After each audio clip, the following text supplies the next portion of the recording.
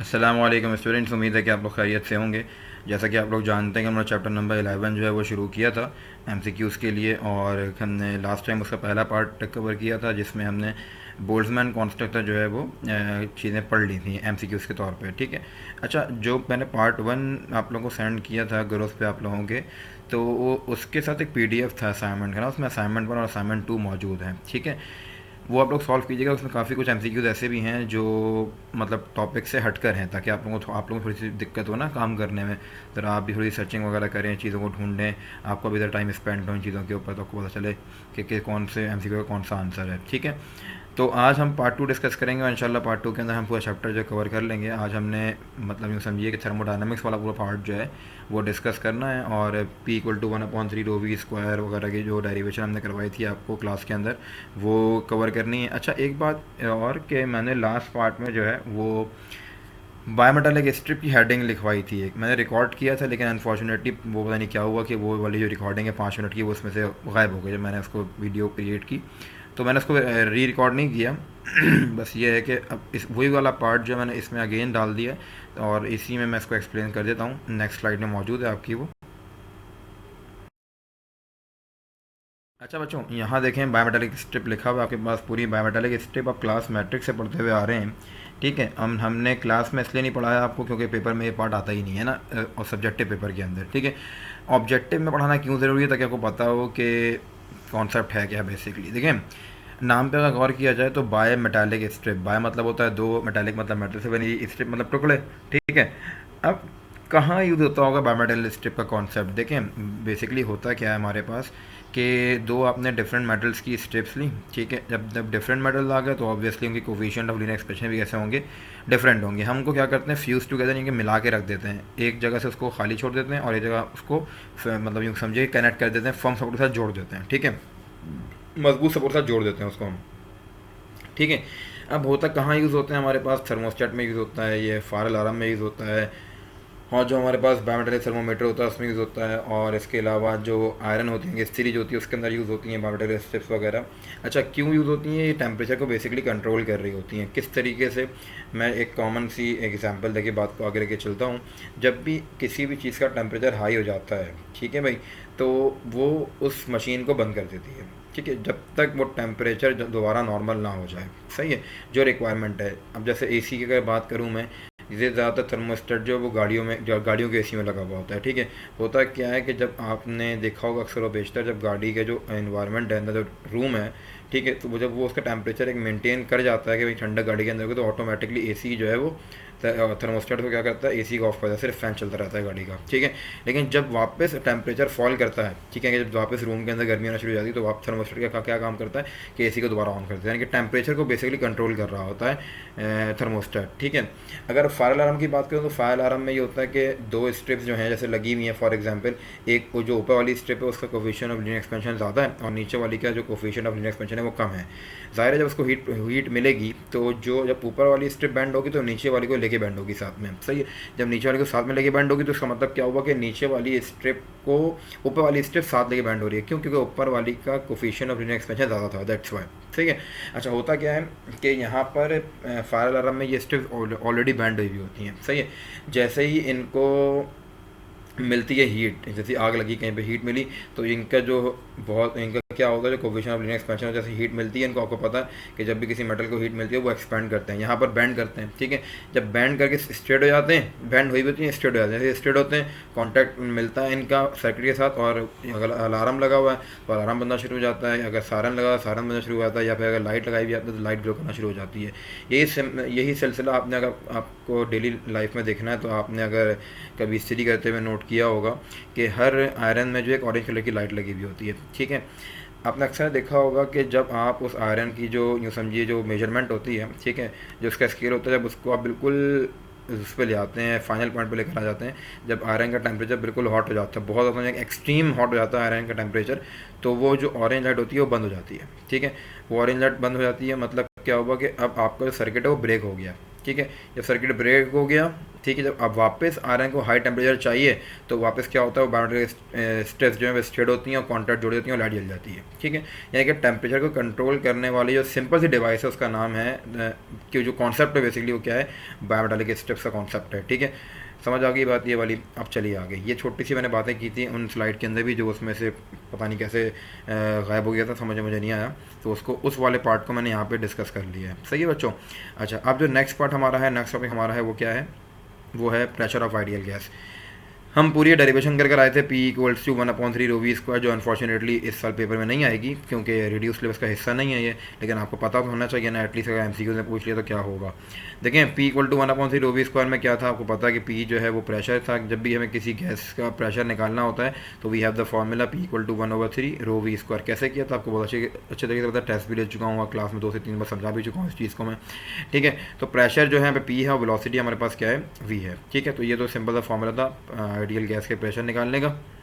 उसके बाद एक और मैंने डेरिवेशन करवाई थी, आपको याद होगा, K E is equals to 3/2 KT वाली डेरिवेशन, ठीक है, जिसमें हमने बताया था कि काइनेटिक एनर्जी जो है वो 3/2 टाइम्स ऑफ के इंटू टी होती है। के क्या था, बोल्ट्जमैन कांस्टेंट, और बोल्ट्जमैन कांस्टेंट हमने लास्ट लेक्चर के बिल्कुल एंड में डिस्कस किया था, ठीक है। और ये सीख कर आते इस डेरिवेशन के अंदर कि जो आइडियल गैस का टेम्परेचर होता है वो उसकी काइनेटिक एनर्जी के डायरेक्टली प्रोपोर्शनल होता है, ठीक है। मैंने लिखा हुआ यहाँ पर ये कि temperature is directly proportional to average kinetic energy, ठीक है।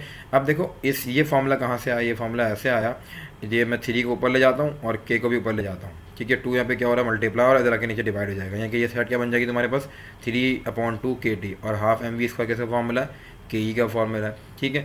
तो अगर मुझे टेम्परेचर निकालना है तो मेरे पास फॉर्मूला क्या बनेगा, जो 3 के यहाँ पे मल्टीप्लाई हो रहा था इधर आके डिवाइड हो जाएगा, 2 यहाँ पे जो डिवाइड हो रहा था वहाँ के मल्टीप्लाई हो जाएगा, तो 3/2 के जो था यहाँ पर वो बन गया 2/3 के यहाँ पे आके। सही है। यहाँ पर क्या था हमारे पास, हाँ के काइनेटिक एनर्जी, तो काइनेटिक एनर्जी फॉर्मूला लगा दिया half MV square, simple is that, ठीक है। आगे चलो, आगे आपसे कह रहे हैं कि यहाँ पे जो M यूज़ हो रहा है वो बेसिकली क्या है, किसी भी आइडियल गैस के मॉलिक्यूल का मास है, ठीक है। अच्छा, अगर बात की जाए कि अगर आपको एक मॉलिक्यूल गिवन है किसी भी आइडियल गैस का, तो हमारे पास फार्मूला होता है 3/2 KT, क्योंकि मैंने लास्ट टाइम बताया था आप लोगों को कि अगर हम किसी भी गैस के एक मॉलिक्यूल को देख रहे हैं तो वहाँ पे यूनिवर्सल गैस कांस्टेंट जो है वो बोल्ट्जमैन कांस्टेंट बन जाता है। लास्ट टाइम ये बात हम करके आए थे, ठीक है, अगर एक मॉलिक्यूल की बात कर रहे हैं। और अगर मोल की बात कर रहे हैं तो मोल में हमारे पास काइनेटिक एनर्जी का फॉर्मूला क्या होता है, 3/2 RT होता है, ये बात याद रहे, ठीक है भाई। मॉलिक्यूल के लिए 3/2 KT और मोल के लिए 3/2 RT होता है, सही है भाई। अच्छा, उसके बाद नेक्स्ट स्लाइड पे चलते हैं। देखें नेक्स्ट स्लाइड क्या कह रही है आपसे, हीट कैपेसिटी आपके पास क्या होती है, हीट कैपेसिटी आपके पास होती है बच्चों कि the amount of heat required to raise the temperature of a substance through 1 degree centigrade is called heat capacity. ये आपके पास बनती है हीट कैपेसिटी की डेफिनेशन, यानी कि वो अमाउंट ऑफ हीट जो जनाब किसी भी अमाउंट का, किसी भी सब्सटेंस का 1 डिग्री सेंटीग्रेड टेम्परेचर बढ़ाने के लिए रिक्वायर हो, यूज़ की जाए, वो हमारे पास क्या होती है, हीट कैपेसिटी होती है, ठीक है। कोई भी रॉड है, कोई भी मेटल है, कोई भी सब्सटेंस है जिसका टेम्परेचर तुम बढ़ाना चाहते हो कितना, 1 डिग्री सेंटीग्रेड, तो तुम उसको ही अमाउंट ऑफ हीट प्रोवाइड करोगे, that amount of heat is called heat capacity, ठीक है। अच्छा जनाब, तो इसका यूनिट क्या होता है, फिर इसका यूनिट है जूल्स पर केल्विन या जूल्स पर डिग्री सेंटीग्रेड, ठीक है। याद रहे बात ये वाली, जूल्स पर केल्विन होता है या फिर जूल्स पर डिग्री सेंटीग्रेड होता है, ठीक है बच्चों।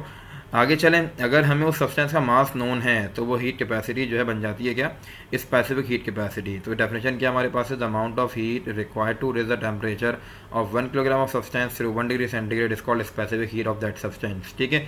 If mass is unknown then the heat is called heat capacity, if mass is known then the heat is called specific heat capacity, और in simple word you can से specific heat, ठीक है बच्चों।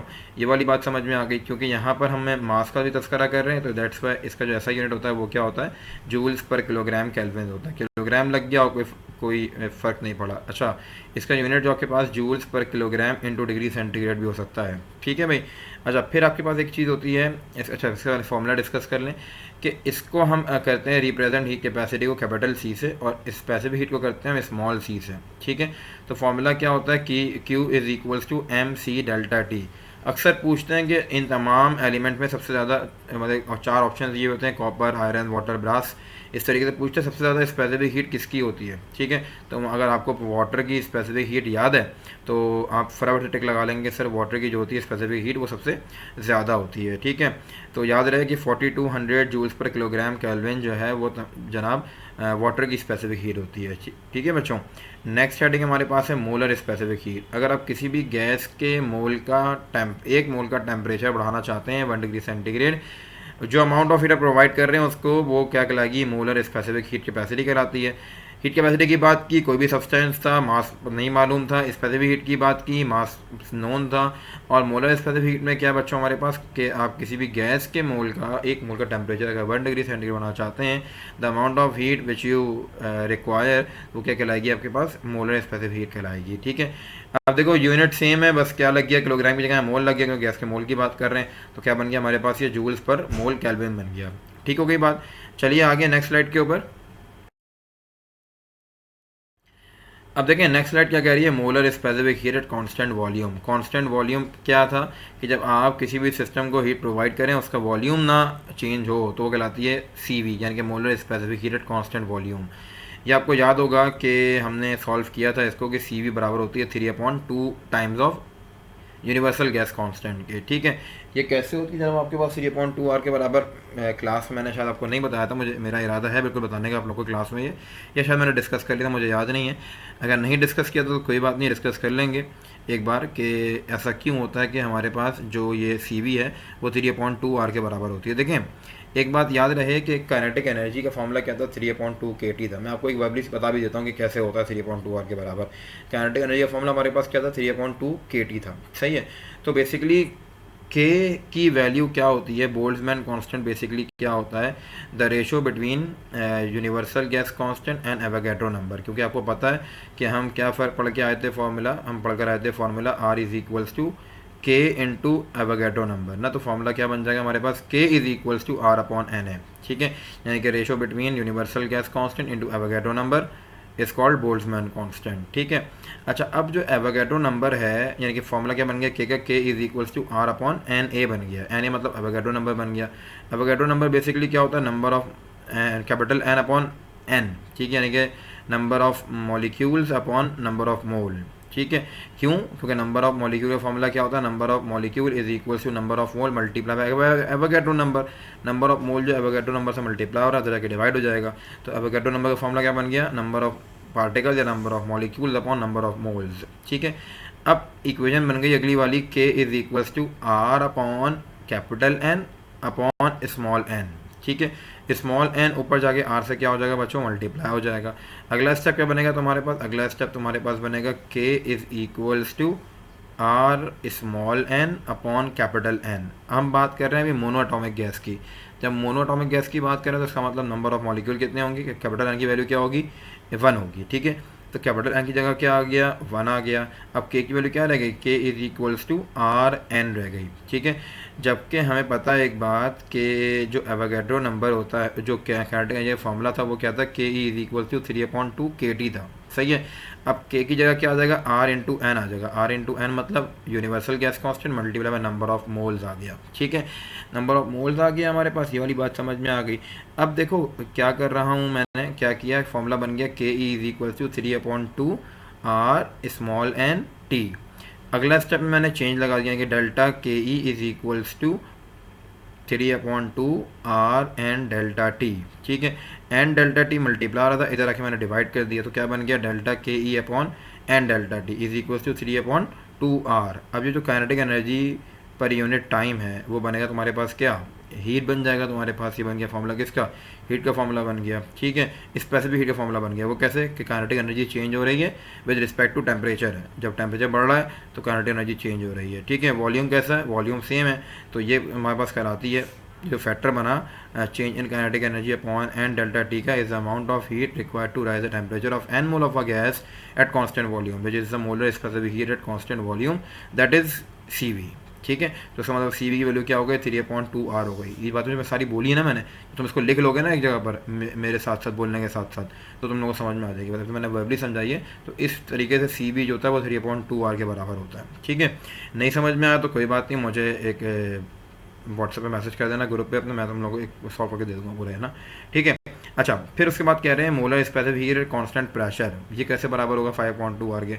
हमें पता है C B minus C B equal to R होता है। अब सी बी की वैल्यू क्या आई हुई है, 3.2 आर आई हुई है, ठीक है। तो माइनस सी बी है तो क्या बन जाएगा, -3.2 आर बन जाएगा। -3.2 आर वहाँ जाके क्या हो जाएगा, +3.2 आर हो जाएगा। तो राइट साइड पे क्या बन जाएगी इक्वेशन, आर प्लस 3.2 आर, ठीक है। एलसीएम लोगे तो वैल्यू क्या आ जाएगी, 5.2 आर आ जाएगी इस तरीके से। तो याद रहे बात कि सी बी जो है यानी कि कांस्टेंट वॉल्यूम जो है वो 3.2 आर के बराबर होता है, ठीक है। और कांस्टेंट प्रेशर पे जो मोलर स्पेसिफिक हीट होती है वो 5.2 आर के बराबर होती है, सही है बच्चों। अब चलो ज़रा आगे, फिर कह रहे हैं relation between C P and C V क्या है। हमेशा आपके पास याद रहे कि जो molar specific heated constant pressure है is always greater than the molar specific heated constant volume. ऐसा क्यों होता है, ऐसा इसलिए होता है क्योंकि जब तुम मोलर स्पेसिफिक हीट प्रोवाइड करते हो किसी भी गैस को, ठीक है, और उसका प्रेशर तुम कांस्टेंट रख रहे हो, प्रेशर से मुराद है जो ऊपर लोड दे रहे हो ना वो कांस्टेंट रख रहे हो, ठीक है।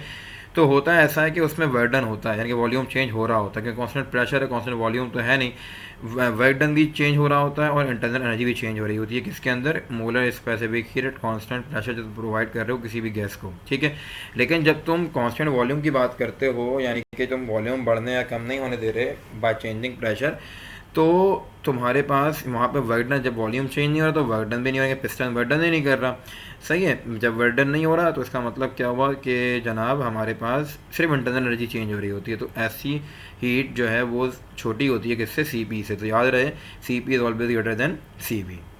अच्छा, molar specific heat of monoatomic, diatomic and polyatomic are different obviously, कि अगर मोनोएटॉमिक की बात करेंगे तो डिफरेंट होगी, डायटॉमिक की बात करेंगे तो और डिफरेंट होगी, पॉलीएटॉमिक की बात करेंगे तो डिफरेंट होगी। मोनोएटॉमिक की सबसे कम होती है, उससे ज़्यादा डायटॉमिक की होती है, उससे ज़्यादा पॉलीएटॉमिक की होती है, ठीक है। फिर आगे चलो, कह रहे हैं लेटेंट हीट ऑफ फ्यूजन क्या होती है। ये सारी बातें जो है आपको याद होगा कि जब मैं चैप्टर नंबर 11 पढ़ाया था और इसी तरीके से पढ़ाया था चैप्टर नंबर 11 मैंने आप लोगों को, क्योंकि जब चैप्टर नंबर 11 हमने स्टार्ट किया था तो उस वक्त भी लॉकडाउन लगा हुआ था और एजुकेशन इंस्टीट्यूशन सारे बंद थे।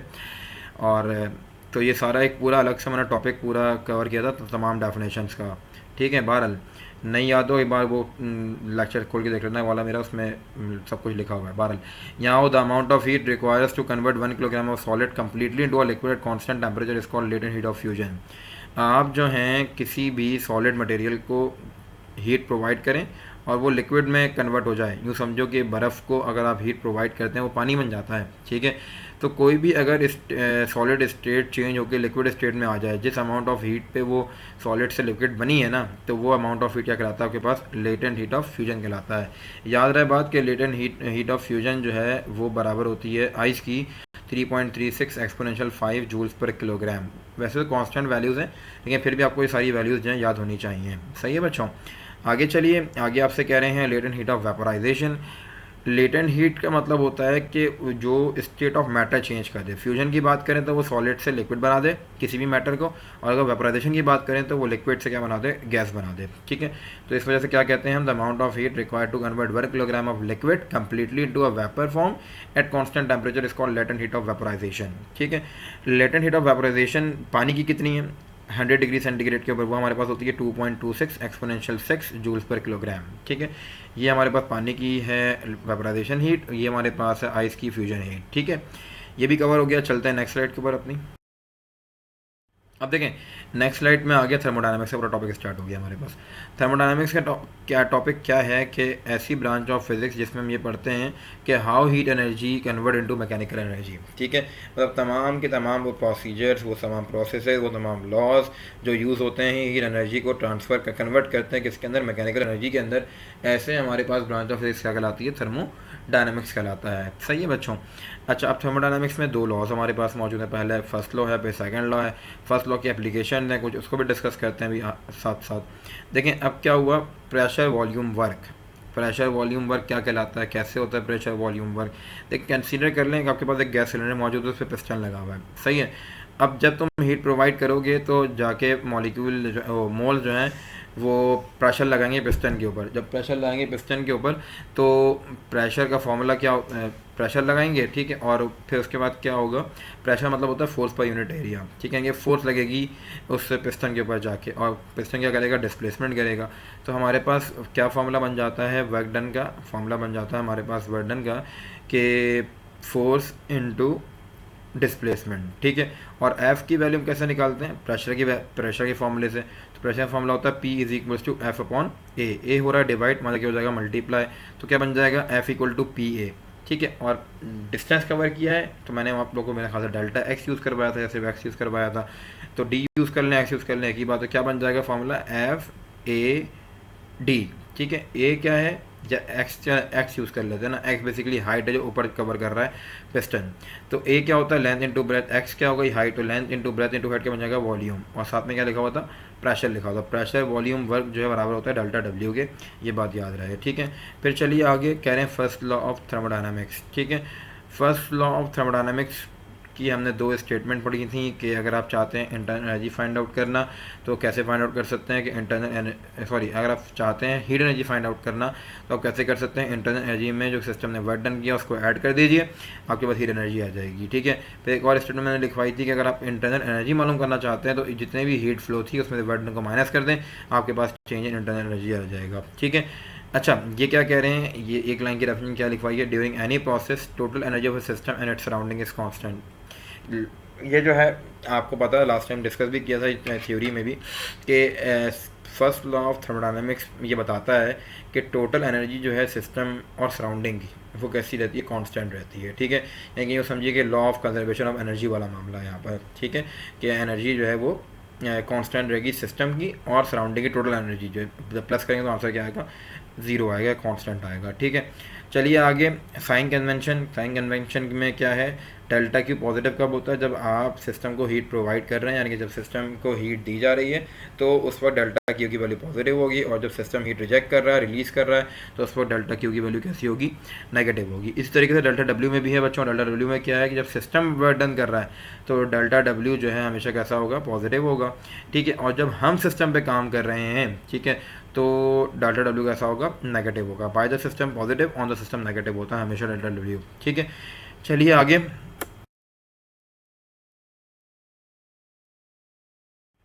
अच्छा जनाब, अब क्या है एप्लीकेशन हमारे पास आइसोकोरिक प्रोसेस, ठीक है। अच्छा, आइसोकोरिक प्रोसेस में क्या है हमारे पास, आइसोकोरिक प्रोसेस होता है जनाब कि a thermodynamic process in which the volume of the system remains constant during supply of heat is called an isochoric process. Isochoric, iso मतलब होता है सेम, ठीक है। अच्छा, ऐसा प्रोसेस जिसमें वॉल्यूम चेंज ना हो, आप हीट प्रोवाइड करें सिस्टम को लेकिन वॉल्यूम चेंज ना हो, क्योंकि आप जो बाहर पिस्टन पे लोड डाल रहे हैं उसको आप चेंज कर रहे होते हैं। लेट सपोज पहले आपने 3 का लोड डाला, ठीक है, आपने हीट प्रोवाइड की तो वॉल्यूम बढ़ना चाहिए था, सही है, लेकिन वॉल्यूम को आपने बढ़ने नहीं दिया, आपने वो 3 का लोड जो वो 6 का लोड कर दिया बाहर, तो वॉल्यूम बढ़ेगा नहीं, किसी सूरत भी नहीं बढ़ेगा वॉल्यूम, ठीक है। बेशक आप हीट प्रोवाइड कर रहे हैं लेकिन फिर भी वॉल्यूम नहीं बढ़ेगा। तो ऐसा प्रोसेस जिसमें आप हीट की सप्लाई तो कॉन्स्टेंटली करते रहें लेकिन वॉल्यूम जो है सिस्टम का वो कॉन्स्टेंट रहे, रिमेन सेम रहे during the supply of heat, तो ऐसा थर्मोडायनामिकल प्रोसेस कहलाता है आइसोकोरिक प्रोसेस, ठीक है जनाब।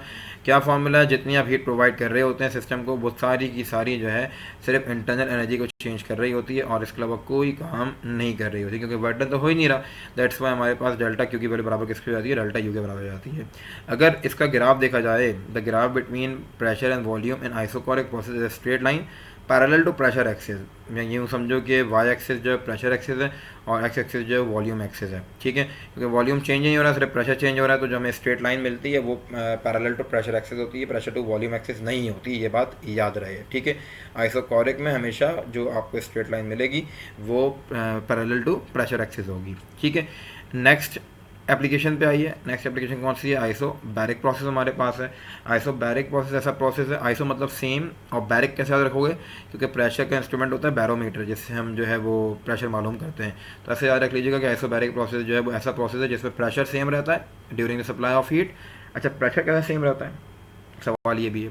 तुमने किसी सिस्टम को हीट प्रोवाइड की, पहले तुमने लोड रखा था 3 का, ठीक है। अब जब तुमने सिस्टम को हीट प्रोवाइड कर दिया, तुम बाहर का लोड जो है ना, जो एक्सटर्नल प्रेशर है वो चेंज नहीं कर रहे हैं। जब एक्सटर्नल प्रेशर चेंज नहीं किया तो ऑब्वियसली वॉल्यूम बढ़ेगा, ठीक है। जब हीट प्रोवाइड करोगे तो जब हीट रिलीज करेगा सिस्टम तो वॉल्यूम क्या हो जाएगा, कम हो जाएगा, ठीक है। मतलब हर सूरत जो है वॉल्यूम बढ़ेगा, कब, कांस्टेंट प्रेशर के ऊपर। तो यहाँ का रिजल्ट क्या होता है, यहाँ का रिजल्ट हमारे पास होता है कि delta Q is equals to delta U plus P delta V. P delta V क्या है, प्रेशर वॉल्यूम वर्क, क्योंकि सिस्टम यहाँ पर सिस्टम वर्क कर रहा होता है कि पिस्टन ऊपर या नीचे मूव कर रहा होता है, ठीक है। लेकिन और ऐसा वर्क क्या कहलाता है, आइसोबैरिक प्रोसेस में जो सिस्टम वर्क डन करता है उसको हम कहते हैं प्रेशर वॉल्यूम वर्क। और प्रेशर वॉल्यूम वर्क मैं पिछली तरह सिखा कर आया हूँ आपको कि फॉर्मूला क्या होता है, पी डेल्टा वी होता है। तो जो आप हीट प्रोवाइड करते हैं यहाँ पर एट कॉन्स्टेंट प्रेशर वो यूटिलाइज होती है इंटरनल एनर्जी को चेंज करने में, और प्रेशर वॉल्यूम वर्क करवाने में, ठीक है। इसका ग्राफ कैसा मिलेगा बच्चों, इसका ग्राफ भी स्ट्रेट लाइन मिलता है, लेकिन pressure parallel to volume axis मिलता है, क्योंकि यहाँ पे वॉल्यूम चेंज हो रहा होता है, प्रेशर चेंज नहीं हो रहा होता। दैट्स वाई जो यहाँ पे ग्राफ मिलता है हमें वो पैरेलल टू वॉल्यूम एक्सिस मिलता है, ठीक है। तीसरी एप्लीकेशन इसकी नेक्स्ट स्लाइड के अंदर मौजूद है।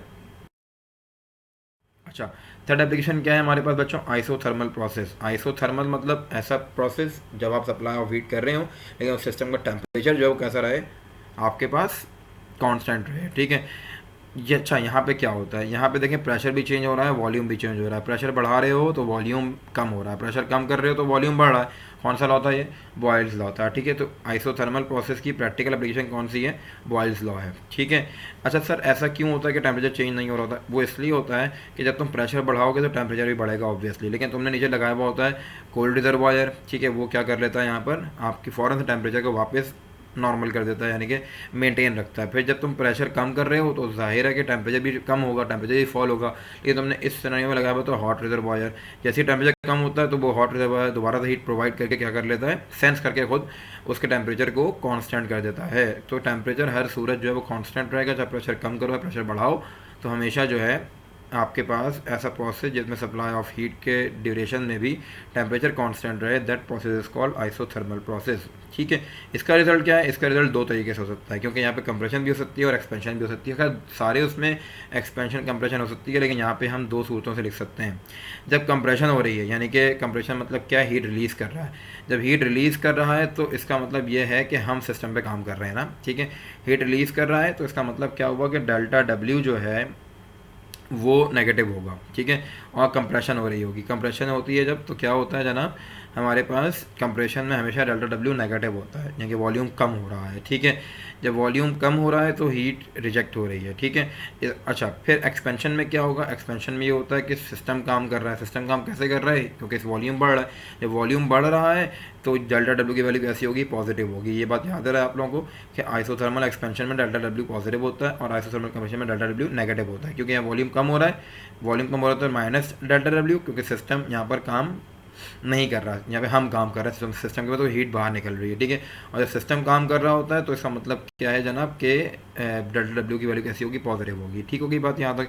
इसका ग्राफ कैसा बनेगा, इसका ग्राफ बनता है the graph between pressure and volume and isothermal process is parabolic curve. क्यों, क्योंकि प्रेशर भी चेंज हो रहा था, वॉल्यूम भी चेंज हो रहा था, तो the area under the curve represents the work done, ठीक है। अब जो कर्व के नीचे वाला एरिया है वो हमें ये बता रहा होता है कि वर्क डन कितना किया सिस्टम ने, तो ये बात समझ में आ गई। फिर आखिरी एप्लीकेशन इसकी वो हमारे पास है एडियाबैटिक प्रोसेस। एडियाबैटिक प्रोसेस में क्या होता है कि ना हीट जो है सिस्टम में इंटर होती है, ना हीट जो है सिस्टम से बाहर निकलती है। क्यों, क्योंकि पूरा सिस्टम कैसा होता है, इंसुलेटर होता है। वॉल्स भी इंसुलेटर होती हैं और पिस्टन भी इंसुलेटर होता है, और जो बेस है वो भी इंसुलेटर होती है, ठीक है। तो यहाँ पे क्या होता है, neither heat enter the system nor comes out from the system, is called adiabatic process, ठीक है। इसका रिजल्ट क्या होगा, जब हीट है ही नहीं तो कौन फिर वर्क डन कराएगा, वर्क डन यहाँ पे एडियाबैटिकली होता है, यानी कि ऑटोमेटिकली होता है। तो इंटरनल एनर्जी बेसिकली रिस्पॉन्सिबल होती है यहाँ पे वर्क डन करवाने की, ठीक है। तो यहाँ भी हमारे पास एक्सपेंशन और कॉन्ट्रैक्शन पॉसिबल है। जब एक्सपेंशन होगी तो इंटरनल एनर्जी क्या हो रही है, ज़ाहिर है कि इंटरनल एनर्जी ने सारा वर्क डन करवा दिया, तो डेल्टा डब्ल्यू हो गया, ठीक है। अच्छा, उसके बाद कंप्रेशन में क्या होगा, कंप्रेशन में हमारे पास होता है कि इंटरनल एनर्जी जो है वो इंक्रीज़ होती है। क्यों, क्योंकि वॉल्यूम कम हो रहा होता है, ठीक है। सिस्टम यहाँ पर जो है वो डेल्टा डब्ल्यू की वैल्यू क्या हो जाएगी, डेल्टा यू, यहाँ पॉजिटिव हो जाएगी, डेल्टा यू की वैल्यू यहाँ नेगेटिव होती है। एक्सपेंशन में डेल्टा यू नेगेटिव और कंप्रेशन में डेल्टा यू पॉजिटिव होता है, ठीक है। एडियाबैटिक प्रोसेस भी निमट गया, इसका भी ग्राफ जो वो कर्व भी बनता है हमारे पास, ठीक है। अच्छा, इसके बाद चलते हैं आगे नेक्स्ट स्लाइड के ऊपर अपनी। नेक्स्ट स्लाइड क्या कह रही है, सेकंड लॉ ऑफ थर्मोडायनामिक्स। क्या हमारे पास है स्टेटमेंट। अच्छा, थर्मोडायनामिक्स से बच्चों दूसरा लॉ कौन सा होता है, सेकंड लॉ ऑफ थर्मोडायनामिक्स। इसमें दो स्टेटमेंट आपके पास नहीं पता है आप लोगों को, एक थी जनाब लॉर्ड केल्विन स्टेटमेंट और दूसरी आपके पास थी क्लॉजियस स्टेटमेंट। लॉर्ड केल्विन ने क्या कहा था, लॉर्ड केल्विन ने कहा था कि it is impossible to construct an engine operating in a cycle which does not nothing either to which heat from a hot reservoir and perform equivalent amount of work without having a heat sink to which a part of energy is destroyed। मतलब इसने कहा था कि आपके पास कोई भी जो है सिस्टम या हीट इंजन जो है वो वर्क डन कर ही नहीं सकता बिटवीन सिंगल टेम्परेचर, ठीक है। उसको वर्क डन करने के लिए लाजमी तौर पर क्या चाहिए, दो डिफरेंट टेम्परेचर चाहिए, ठीक है। यानी कि एक आपके पास होगा हीट रिजर्वायर और एक आपके पास होगा हीट सिंक, यानी कि दो डिफरेंट टेम्परेचर होंगे तो ही क्या होगा, equivalent amount of work done होगा, ठीक है। इसके अलावा जो है यूँ समझिए कि वर्क डन जो है पॉसिबल नहीं है। तो हमें याद होगा कि हमने फॉर्मूला पढ़ कर आए थे कि work done is equals to Q1 minus Q2। क्या निकला था हमने कि heat absorb minus heat rejected. ठीक है, सिस्टम जो है वो क्या करेगा, हमें हीट प्रोवाइड, एक हीट रिजर्वायर होता है, ठीक है, और हीट क्या होता है कि हीट सिंक होता है। ठीक है, तो यानी कि जो भी वर्क डन कर रहा होगा लाजमी तौर पर हीट सिंक हो रही होगी। यहाँ लिखा हुआ है ना कि हीट ज़ाया हो रही होगी। दैट्स वाई हम लिखते क्या हैं कि हमारे पास लाजमी तौर पर वर्क डन किसके बराबर होता है, delta W equals to Q1 minus Q2 के बराबर होता है। या कि नहीं पॉसिबल इस तरीके से कोई ऐसा हीट इंजन बना लें कि हम जो है सिर्फ हीट रिजर्वायर से हीट लें और वर्क डन करवा लें। ठीक है, और कोई हीट जो है वो सिंक ना हो, ऐसा पॉसिबल ही नहीं है हमारे लिए, ऐसा हीट इंजन हो ही नहीं सकता। ठीक है, ये लॉर्ड केल्विन की स्टेटमेंट थी। सही है बच्चों। अच्छा, इसके अलावा एक और स्टेटमेंट हम क्या कह सकते हैं इसके बारे में कि no heat engine operating continuously in a cycle can extract heat from a heat reservoir and completely convert into work. ये भी पॉसिबल है ही नहीं। इसको अगर देखा जाए इस स्टेटमेंट को, तो ये वाली बात बिल्कुल सही हो जाती है हमारे लिए। कोई भी हीट इंजन जो है वो कंटिन्यूसली वर्क डन नहीं कर सकता किसी साइकिल में कि वो सिर्फ वो हीट रिजर्वायर से जो है वो हीट लेता रहे और कंप्लीट उसको वर्क डन में कन्वर्ट करता रहे। Not possible. लाजमी तौर पर वो जो है हीट सिंक करेगा, यानी कि हीट लॉस लाजमी कर रहा होता है। ठीक है बच्चों, तो ये वाली बात भी समझ में आ गई। फिर चलते हैं आगे। अच्छा, एक बात और कि सर लॉर्ड केल्विन स्टेटमेंट की जो है कोई प्रैक्टिकल एप्लीकेशन है? जी बिल्कुल है, कि हीट इंजन जो हमारे पास होता है ना वो लॉर्ड केल्विन की स्टेटमेंट है और स्टेटमेंट की एग्जांपल है। हम हीट इंजन से केल्विन स्टेटमेंट को कम्प्लीटली एक्सप्लेन कर सकते हैं। ठीक है, फिर चलें आगे। तो सेकंड जो स्टेटमेंट हमारे पास आती है वो आती है क्लॉजियस स्टेटमेंट। ठीक है, क्लॉजियस क्या कहती है कि it is impossible to flow heat from cold reservoir from hot reservoir without expenditure of work. ठीक है, यानी कि वर्क डन कराए बगैर रिवर्स डायरेक्शन में हीट फ्लो करना पॉसिबल नहीं है। ठीक है, यानी कि ऐसा मुमकिन ही नहीं है कि आप चाहते हैं कि कोल्ड रिजर्वायर से यानी कि लो टेम्परेचर रिजर्वायर से हाई टेम्परेचर रिजर्वायर यानी कि हॉट रिजर्वायर पर हीट जो है वो कन्वर्ट ट्रांसफ़र हो जाए, फ्लो हो जाए। Not possible without expenditure of work, यानी कि without external source. Let suppose अगर मैं बात करूँ रेफ्रिजरेटर की और एयर कंडीशन एसी की, तो एसी क्या कर रहा है, एसी कोल्ड बॉडी है और हमारा रूम जो होता है वो हॉट बॉडी होता है। तो वो क्या कर रहा होता है कि एसी से हीट ट्रांसफ़र फ्लो कर रही होती है हमारे रूम में। ठीक है, अगर बात की जाए रेफ्रिजरेटर की, तो रेफ्रिजरेटर भी काम ही करता है। गर्म चीज़ें हम रखते हैं रेफ्रिजरेटर के अंदर और वो उसको ठंडा कर देता है। मतलब फिर वही वाली बात है कि रिवर्स डायरेक्शन में हीट फ्लो कर रही होती है। लेकिन ये दोनों चीज़ें कब पॉसिबल हैं? उस वक्त पॉसिबल है जब हमारे पास एक्सटर्नल सोर्स, हमने उनके वायर जो वो हमने के इलेक्ट्रिक की सप्लाई से कनेक्ट किया हुआ होता है या कोई भी एक्सटर्नल सोर्स से कनेक्ट किया हुआ होता है। अदरवाइज़ वो नहीं पॉसिबल कि वो जो है रिवर्स डायरेक्शन में हीट फ्लो करे। ठीक है, इसकी एग्जांपल क्या है हमारे पास, मैंने आप लोगों को समझा भी दिया कि क्लॉजेस स्टेटमेंट जो है वो रेफ्रिजरेटर से एक्सप्लेन हो सकता है या एसी से एक्सप्लेन हो सकता है। ठीक है बच्चों, नेक्स्ट स्लाइड पे चलते हैं अपनी। नेक्स्ट स्लाइड क्या कह रही है, हीट इंजन। अच्छा, हीट इंजन क्या होता है? ऐसी डिवाइस जो हीट एनर्जी को कन्वर्ट कर दे मैकेनिकल एनर्जी के अंदर। क्या? ऐसी डिवाइस जो हीट एनर्जी को कन्वर्ट कर दे मैकेनिकल एनर्जी के अंदर, वो कहलाती है हमारे पास हीट इंजन। सही है। अब देखो इसके बाद कह रहे एफिशिएंसी अगर हमें निकालनी हो हीट इंजन कैसे फाइंड आउट कर सकते हैं। आपको याद होगा पूरी हम साइकिल पढ़ कर आए थे, कार्नोट साइकिल वगैरह पूरी, उसमें 4 जो है हमारे पास है प्रोसेसेस थे। एक में था हमारे पास isothermal compression, adiabatic compression, isothermal expansion, adiabatic expansion. ठीक है, ये भी याद रखिएगा कि क्या क्या होता है उसके अंदर।